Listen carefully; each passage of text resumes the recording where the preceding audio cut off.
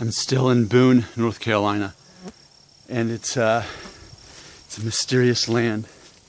So many questions to ask. For example, why is there an abandoned dump trucks from Moritz Paving?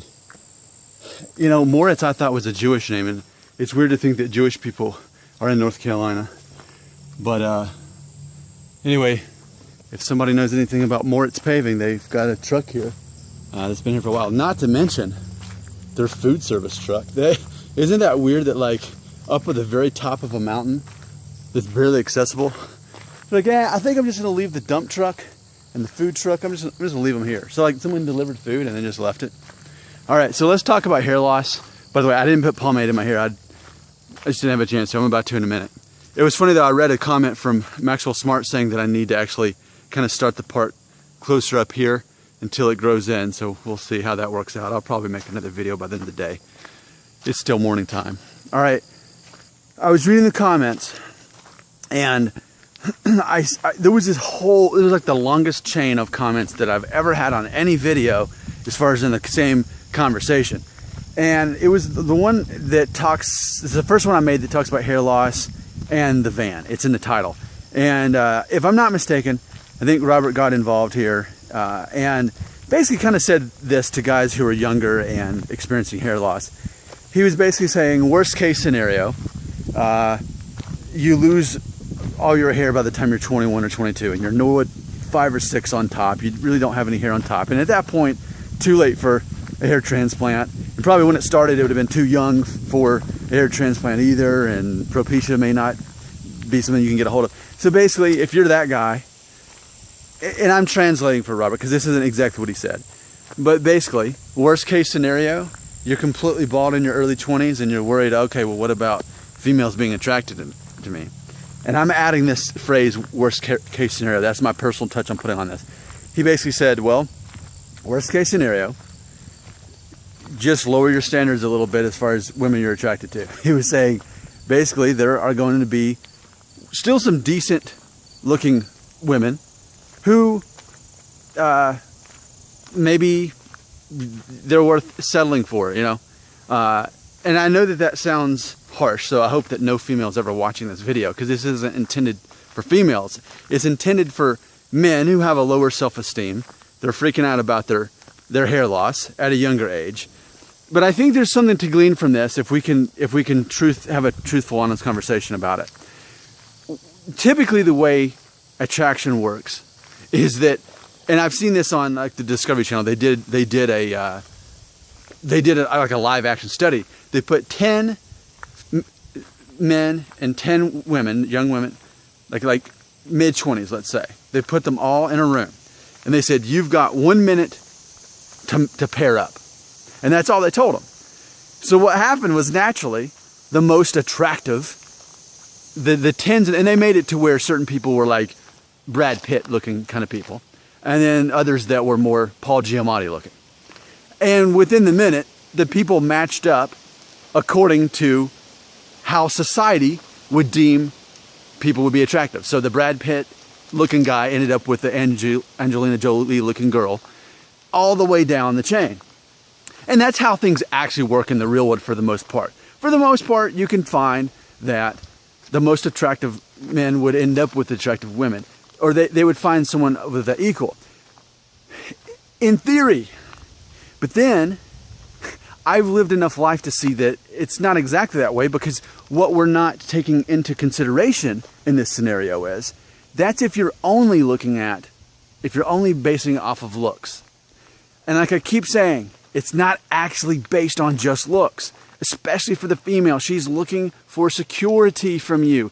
Even if you're not even old enough to be thinking about marriage, even if you're 19, 20 years old, still there's a part of a female mind that is wired to think, would this man, could he make a good husband and a father? Even if subconsciously she's thinking that. That's always a part of how women are wired. And just the same way, men are wired in similar ways, as far as, would this be someone I would want to spend the rest of my life with? If she was the one, could she be the one? I think there's definitely in the back of a man's mind, he knows that eventually At some point in his life, he'd probably want to sell. And there's that way of it. So so forget all the looks. There's still these qualities that we're looking for in a mate. And I know you're thinking, but Nick, I really don't care about this. You're talking about, I don't care about this. I'm too young to care. But I'm telling you subconsciously, this is what people are doing. This is happening whether you recognize it or not. Whether you're bored by it or not, this is reality that we're talking about right now. Okay? So we're going back to the fact of, why is it then? Why is it that I know men know, and they were Norwood 6 by the time they were 23. And then I look at who they ended up with, and it would be someone you'd say it was a 9 or a 10. And how does that happen? It's ultimately because that man was ambitious. That man took a chance on that girl. Even though he knew that he wasn't the 10 to match the 10, he was the maybe 4 to match the 10. But because he was so ambitious, because he treated her a way that the other guys couldn't, because he already had a future lined up for his business, he had some kind of major plan there with that is ultimately what won her over. Like, he was able to treat her better, and he had a future more so than those other guys. And she saw that. And she knew she was a 10. She knew that he wasn't physically the 10 that would typically scientifically be matched up with. She knew that. And she didn't care. Because ultimately, at the end of the day, she wanted someone who was going to be there long term and provide and make her feel loved and special. Okay? So, what I'm telling you is, yes, I get it. I totally get it that people match up according to looks to some degree. But what I have to keep reminding you of is, even beyond that, there's the way that you can infiltrate that concept. As far as you can outsmart the concept, is what I'm trying to say, if you know the right way. And that's why there are men who are Norwood 5 by the time they're 24, and they still are able to attract very attractive females, that ones that they would not normally be matched up to. So, worst case scenario, let's go back to the worst case scenario is, if you feel I'm too bald and too young, no one attractive will ever like me. Worst case scenario, even if you're confident and have some kind of plan, if you're a confident person, then okay, maybe you won't end up with the 10, the 9, the 7. Maybe you will end up with the 4 that is a very nice girl to be around, and you see her as a real girl because she's not so fixated on Abercrombie and Fitch or whatever hashtag things that, girls that are self-centered are. You realize, you know what? I'd rather be with a girl that's this. She's not superficial. I like her. And then you realize, oh wait, she is a perfect match because I needed someone who wasn't going to be superficial to begin with. And then you realize maybe nature has taken its toll here, and it's worked out the way it was supposed to, because you realize you didn't want to be attracted to a superficial girl in the long run anyway. So when it's all said and done, you're balding very young. You're thinking, my value has dropped in this system. But ultimately, I think I'd rather be attracted to someone who is not superficial to begin with. And then there's always the chance too, though, that, keep it in mind, guys, I think, care a lot more about physical attraction than females. They care more about that part that you can't see, but instead that power of presence, that power of being able to be captivating, and because he's so confident and has a future.